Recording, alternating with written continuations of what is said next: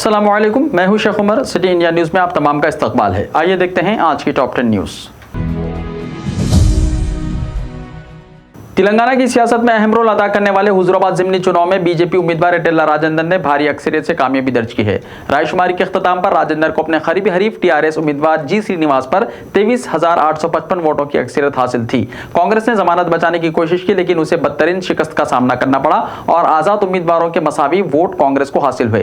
रायशुमारी के अख्ताम पर इत्तलात के मुताबिक राजेंद्र को 1,07,022 वोट हासिल हुए, जबकि टीआरएस को 83,167 वोट मिले। कांग्रेस के बी वेंकट को 3,014 वोट मिले और इनकी जमानत जब्त हो गई। एटेला राजेंद्र साल 2004 से मुसलसल 7वें मरतबा हुजूराबाद से मुंतखब हुए।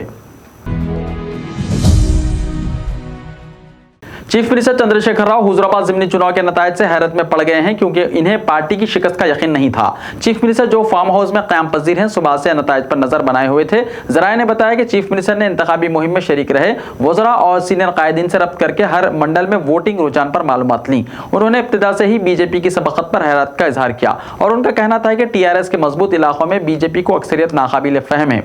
चीफ मिनिस्टर का एहसास है कि इंतखाबी मुहिम में या तो कायदीन वोटर की नब्ज जानने में नाकाम रहे या लम्हे आखिर में बीजेपी और कांग्रेस ने बाहमी मुफाहिमत से टीआरएस को शिकस्त देने की मंसूबाबंदी की। चीफ मिनिस्टर ने बताया है कि रायशुमारी के दौरान ही कई सियासी मुबस्सिरीन से भी रब्त कायम किया और वजूहात का पता चलाने की कोशिश की।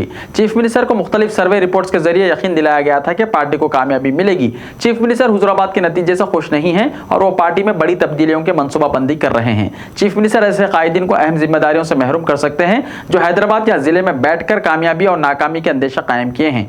अवाम के दरमियान रस्मन आने वाले कई कायदीन ने चीफ मिनिस्टर को बावर कराने की कोशिश की थी कि पार्टी को कोई खतरा नहीं है। चीफ मिनिस्टर ने इंतखाबी मुहिम में वज़रा, अवामी नुमाइंदों और कायदीन की हिस्सेदारी पर इलेक्शन इंचार्ज हरीश राव से तफसीली रिपोर्ट तलब की है। ज़राए के मुताबिक नतीजे ने पार्टी और हुकूमत की सतह पर बड़ी तब्दीलियों की राह हमवार कर दी है। चीफ मिनिस्टर रियासत में बीजेपी और कांग्रेस की पेशकदमी को रोकने के लिए अहम फैसला कर सकते हैं। 29 नवंबर को वरंगल में पार्टी के विजय गर्जना में चीफ मिनिस्टर का खिताब अहमियत का हामिल रहेगा।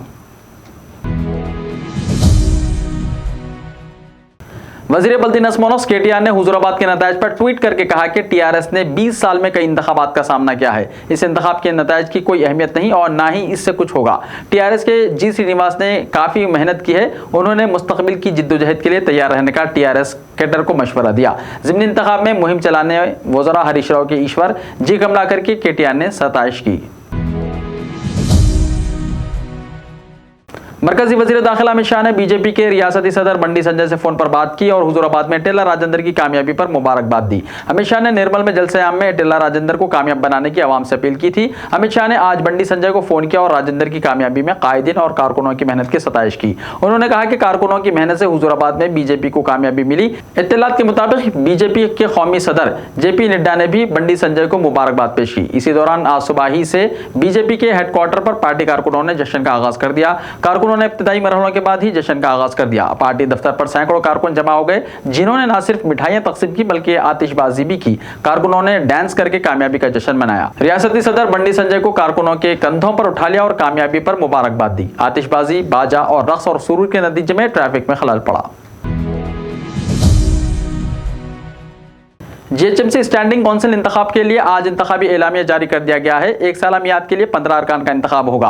3 ता 11 नवंबर सुबह 11 से दोपहर 3 बजे पर्चे नामजदगियां कबूल की जाएंगी। 4 और 7 नवंबर को तातीलात रहेंगी। जीएचएमसी से इंतखाबी शोबे एडिशनल कमिश्नर दफ्तर में पर्चे नामजदगियां कबूल की जाएंगी। 12 नवंबर को पर्चों की जांच होगी। 15 नवंबर तक दस्तबरदारी इख्तियार की जा सकती है।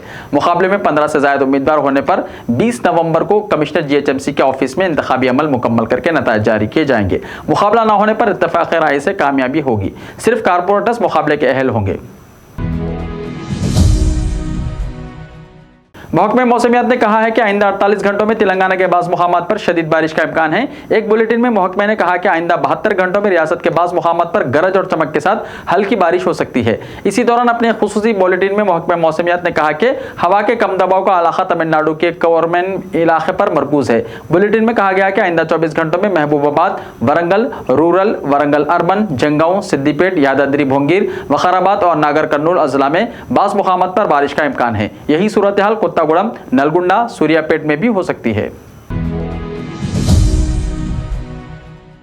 जीएसटी की वसूली में रियासत तेलंगाना ने फिर एक मरतबा बेहतरीन मुजाहरा किया है। गुज़िश्ता साल की बनिस्बत 14% की तरक्की हुई है। गुज़िश्ता साल अक्टूबर में रियासत में 3,383 करोड़ रुपए जीएसटी वसूल हुआ था। जारिया साल अक्टूबर में 3,854 करोड़ रुपए वसूल हुए हैं। मरकजी महकमा फाइनेंस ने पीर को जारी करदा एदाद-ओ-शुमार के मुताबिक नए टैक्स निज़ाम के आगाज से मुसलसल दूसरी मरतबा मुल्क में टैक्स वसूली में इजाफा हुआ है। कोरोना बहरान से तिजारत और खिदमत के शोबे आहिस्ता आहिस्ता बहाल हो रहे हैं, जिससे जीएसटी की वसूली में जबरदस्त इजाफा हुआ है। मुल्क में मुसलसल 4 महीने के दौरान लाखों करोड़ों रुपए वसूल हुए।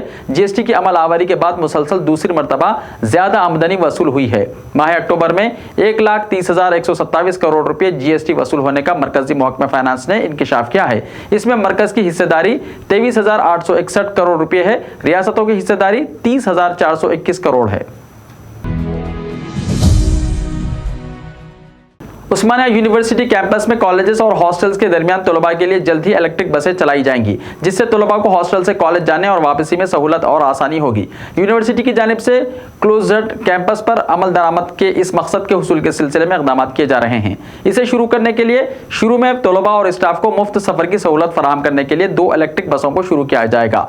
हर बस में 20 लोग बैठ सकते हैं। इस इक़दाम से तवक्को है कि एक क्लोज्ड कैंप्स यानी महदूद कैंप के लिए यूनिवर्सिटी इंतजामिया के मंसूबों में तेजी आएगी। यूनिवर्सिटी इंतजामिया ने जीएचएमसी को यह तजवीज़ पेश की है कि जब कैंप्स बंद हो तो अवाम उन्नास और आरटीसी बसों के लिए एडकमेट और मैनुक्षर नगर सड़कों को मुतबादिल रास्तों के तौर पर इस्तेमाल किया जाए। शाम 6 से सुबह 6 बजे कैंपस में दाखिले पर पहले ही तहदीदात आयद की गई हैं। महदूद कैंपस के नजरिए का मकसद कैंपस में बाहर के लोगों के दाखिले को रोकना है। इस तालीमी साल से कैंपस कॉलेजेस के तलबा को एक मुनफरिद शनाख्ती कार्ड फराहम किया जाएगा, जिससे ओहदेदारों को कैंपस के बोनाफाइड तलबा की शनाख्त करने में मदद मिलेगी। मीरालाम तालाब की खूबसूरती में इजाफा और फव्वारे की तनसीब का अमल दिसंबर 2021 तक मुकम्मल कर लिया जाएगा और मीरालाम तालाब के अतराफ सफाई और सड़क की बेहतरी के कामों को जल्द अज जल्द मुकम्मल किया जाएगा। प्रिंसिपल सेक्रेटरी महकमा बल्दी नज़्म व नस्क मिस्टर अरविंद कुमार ने आज मजलिस बल्दिया आज़िमदार हैदराबाद के अलावा खुली Qutub Shah urban development authority के ओहदेदारों के साथ दौरा करते हुए इन्हें हिदायत दी कि मीरालाम तालाब की तरफ जो 6 किलोमीटर की सड़क तैयार है, इस पर सफाई के इक़दाम किए जाएँ और तालाब में जो खुदरू पौधे उग चुके हैं उनकी सफाई के इक़दाम किए जाएँ। कांग्रेस रुकने पार्लियामेंट कोमट रेड्डी वेंकट रेड्डी ने सनसनीखेज इंकशाफ किया है कि हुजूराबाद में कांग्रेस ने दरपर्दा इटेला राजेंद्र की मदद की है। रायशुमारी के दौरान मीडिया के नुमाइंदों से बातचीत करते हुए वेंकट रेड्डी ने कांग्रेस उम्मीदवार को इंतहाई कम वोट हासिल होने की वजूहात बयान करते हुए कहा कि कांग्रेस ने दुश्मन का दुश्मन अपना दोस्त की पॉलिसी के तहत इटेला राजेंद्र की मदद की है और इसमें कोई बुरी बात नहीं। उन्होंने कहा कि अगर कांग्रेस पार्टी पूरी शिद्दत से मुकाबला करती तो वोट तकसीम हो सकते थे, जिसका फायदा टीआरएस को पहुंच सकता था। अपोजिशन के वोट तकसीम करते हुए कामयाबी हासिल करना केसीआर का मंसूबा था, लेकिन हमने इस मंसूबे को नाकाम कर दिया। ऐसे ही ताज़ा तरीन खबरों के लिए हमारे YouTube चैनल को सब्सक्राइब करते हुए इसके बेल आइकन को प्रेस कर लीजिए। मिलते हैं कल, तब तक के लिए अपना ख्याल रखिए। अल्लाह हाफिज।